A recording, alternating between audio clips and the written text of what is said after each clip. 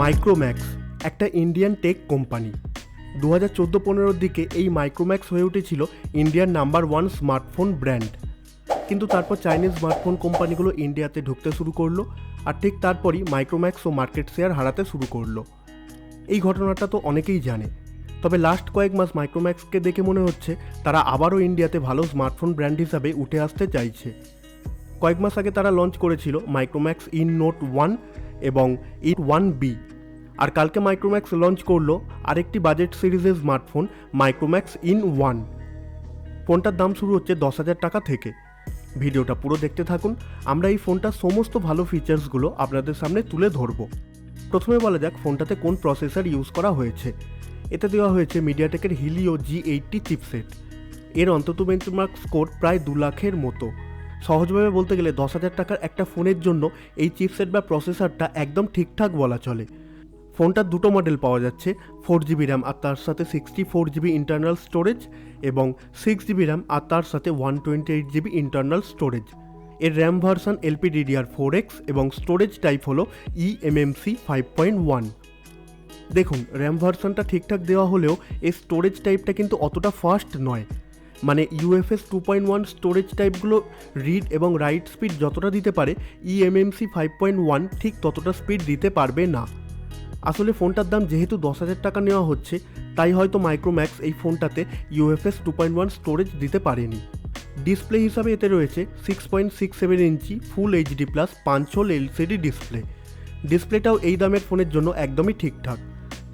ফোনটার ব্যাক সাইডে দেওয়া হয়েছে ট্রিপল ক্যামেরার একটা সেটআপ, যার মধ্যে রয়েছে 48 মেগাপিক্সেলের মেন ক্যামেরা আর 2 মেগাপিক্সেলের একটা করে ম্যাক্রো আর ডেপথ ক্যামেরা। আর ফোনটার সামনে দেওয়া হয়েছে 8 মেগাপিক্সেলের একটা সেলফি ক্যামেরা। ব্যাক ক্যামেরার কনফিগারেশনটা ঠিক আছে, কিন্তু ফ্রন্ট ক্যামেরার রেজলিউশনটা আরেকটু বেশি হলে ভালো হতো। ব্যাটারি হিসাবে এতে দেওয়া হয়েছে 5000 মিলিঅ্যাম্পিয়ারের একটা ব্যাটারি আর তার সাথে 18 ওয়াটের একটা ফাস্ট চার্জার। আর একটা ব্যাপার হলো এই ফোনটাতে স্টক অ্যান্ড্রয়েড দেওয়া হয়েছে। এটা খুবই ভালো একটা ব্যাপার। ক্লিন স্টক অ্যান্ড্রয়েড থাকার জন্য এই ফোনে ল্যাগিং, ফোন স্লো হয়ে যাওয়া ইত্যাদি ব্যাপারগুলো অনেক কম হবে। এই সমস্ত ফিচার্সগুলো বিচার করে দেখলে 10,000 টাকার মধ্যে এই ফোনটাকে one of the best phone বলা যায়। কিন্তু তাও আমি বলবো এখনই মাইক্রোম্যাক্সে কোনো ফোন না কেনাটাই বুদ্ধিমানের কাজ হবে।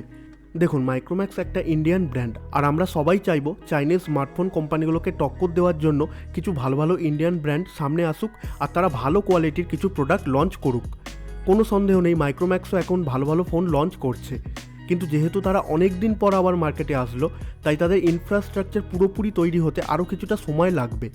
ইনফ্রাস্ট্রাকচার বলতে আমি প্রধানত বলতে চাইছি ফোন কেনার পর তার আফটার সেল সার্ভিসের কথা, যেমন ঠিক সময় ঠিকমতো আপডেট দেওয়া, সার্ভিস সেন্টারগুলো ইমপ্রুভমেন্ট করা ইত্যাদি ইত্যাদি। তাই আমার মনে হয় মাইক্রোম্যাক্সের কোনো ফোন কেনার জন্য আমাদের উচিত আরও কিছুদিন অপেক্ষা করা। দেখাই যাক না আর কয়েক মাসের মধ্যে মাইক্রোম্যাক্স আর কী ভালো ফোন লঞ্চ করে, আর সেই ফোনগুলোর রেপুটেশন কেমন হয়, কত তাড়াতাড়ি ফোনগুলো নতুন সফটওয়্যারের আপডেট পায় ইত্যাদি ইত্যাদি। আপনারা যারা নতুন কোনো মাইক্রোম্যাক্সের ফোন কিনতে চাইছেন, আমি তাদেরকে কিনতে বারণ করছি না, শুধু বলছি আর কিছুদিন অপেক্ষা করে তারপর মাইক্রোম্যাক্সের কোনো ফোন কেনার ব্যাপারে সিদ্ধান্ত নেবেন। সবশেষে বলবো, আমরা সবাই চাই মাইক্রোম্যাক্স আবারও ভালো কোয়ালিটির স্মার্টফোন লঞ্চ করে ইন্ডিয়ার নাম্বার 1 স্মার্টফোন ব্র্যান্ড হয়ে উঠুক। কেমন লাগলো আজকের ভিডিওটা নিচে কমেন্টের মাধ্যমে অবশ্যই জানাবেন। এটা আমাদের নতুন একটা ইউটিউব চ্যানেল, তাই ভিডিওটা ভালো লাগলে লাইক করবেন, আর আমাদের চ্যানেলে এরকম ধরনের আরও ভিডিও দেখতে চাইলে চ্যানেলটিকে সাবস্ক্রাইব করবেন। আবারও ফিরে আসবো নতুন কিছু ভিডিও নিয়ে। ওকে, গুড বাই।